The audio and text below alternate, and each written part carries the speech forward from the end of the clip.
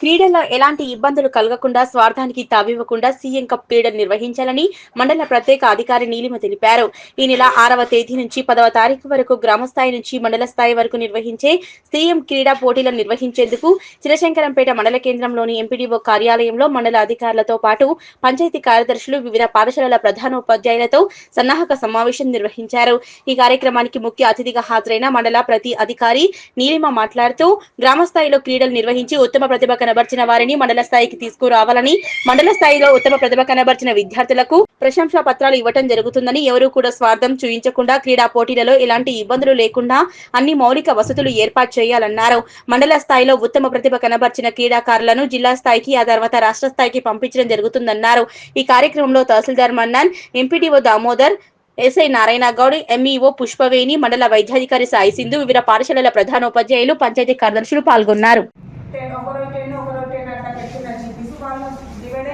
ఆడించడానికి మీకు కొంచెం కోఆపరేటివ్ గా ఉంటారు కాబట్టి వాళ్ళని డివైడ్ చేసుకొని కన్సర్న్ ఈ జీపీలు ఈ పీటీలు అటెండ్ అవ్వండి, ఈ రోజు ఈ జీపీలు ఈ పీటీలు అటెండ్ అవ్వండి అని చెప్పేస్తే వాళ్ళు ఆ రోజు వచ్చాక ఆటలు ఆడించి ఎలాంటి ఇబ్బంది కాకుండా ఉంటుంది.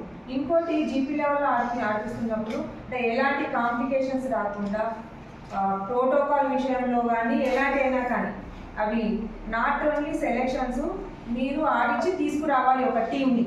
కాబట్టి జీపీ లెవెల్ ఆడిస్తున్నప్పుడు ఒక్క రోజు చేసుకుంటేనే మీకు బెటర్. అయితే 7th పెట్టుకుంటారా 8th పెట్టుకుంటారా అది మీ ఇష్టం. పెట్టుకొని ఒక రోజులో గేమ్స్ అన్ని కంప్లీట్ అయ్యేటట్టుగా చూసుకొని మళ్ళీ బెస్ట్ టీమ్స్ని ఇక్కడికి తీసుకురావాలి. విన్ అయిన టీంనే తీసుకురావాలని లేదు జీపీ లోపల.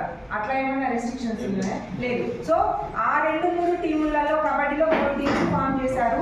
ద బెస్ట్ ప్లేయర్ని ఒక టీం తీసుకొచ్చినా సరే జీపీ నుంచి మండల్ లెవెల్కి అందరూ పార్టిసిపేట్ చేసినటువంటి వాళ్ళలో బాగా ఆడే ఆట వాళ్ళను తీసుకొని రండి జీపీ నుంచి. అది కబడ్డీ కానీ ఖోఖో కానీ ఏ టీం అయినా సరే అథ్లెటిక్స్లో కూడా మంచిగా ఆడిన పిల్లవాళ్ళని కూడా తీసుకురావచ్చు. సో అది మండల లెవెల్కి తీసుకొచ్చేటప్పుడు ఆడించేటప్పుడు లోకల్లో ఉన్నటువంటి మన మెడికల్ ఆఫీసర్ గారికి నా రిక్వెస్ట్ ఏంటి అంటే కన్సర్న్ ఏఎన్ఎంస్ని ఉంచమనండి. అక్కడ ఒక మెడికల్ టీం ఉండాలి. ఎందుకంటే ఆటలాడుతున్నప్పుడు పడే అవకాశం ఉంటుంది, డిహైడ్రేషన్ అయ్యే అవకాశం ఉంటుంది. కాబట్టి పంచాయత్ సెక్రటరీ కూడా వాటర్ సఫిషియెంట్గా పెట్టండి. అది జీపీ లెవెల్ అయినా సరే మండల్ లెవెల్లో అయినా సరే వాటర్ ఉండాలి.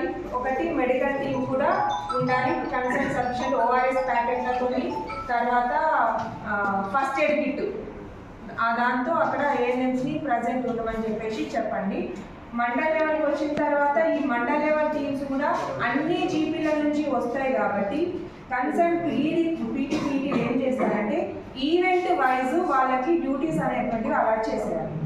ఒక్కొక్క పీటీ ఒక్కొక్క గేమ్ లోపల బాగా దాని మీద పట్టు ఉన్న వాళ్ళు ఉంటారు. ఒకరు కబడ్డీలో స్పెషలిస్ట్ ఉంటారు, ఒకరు వాలీబాల్కి స్పెషలిస్ట్ ఉంటారు, ఒకరికి ఖోఖో ఆడించే వాళ్ళు ఉంటారు, బాగా పర్ఫెక్ట్ ఆడేవాళ్ళు. సో కన్సర్న్ ఆ పీటీలకి వాళ్ళకు ఒక టీం ఇచ్చేసి ఆ పీటీలను వాళ్ళకి హెడ్ ఆఫ్ ద ప్లేగా ఉంచి దాని మొత్తం ఆ గేమ్స్ అన్నీ అయిపోయేంత వరకు వాళ్ళదే బాధ్యత. అక్కడ ఎలాంటి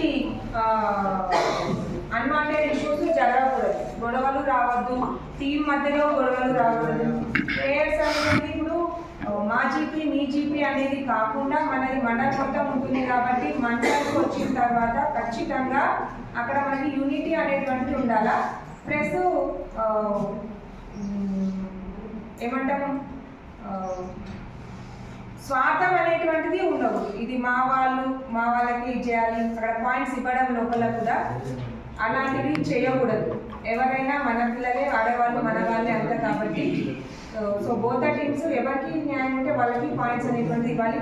అలా చేయనప్పుడు ఇష్యూస్ వస్తాయి, గొడవలు.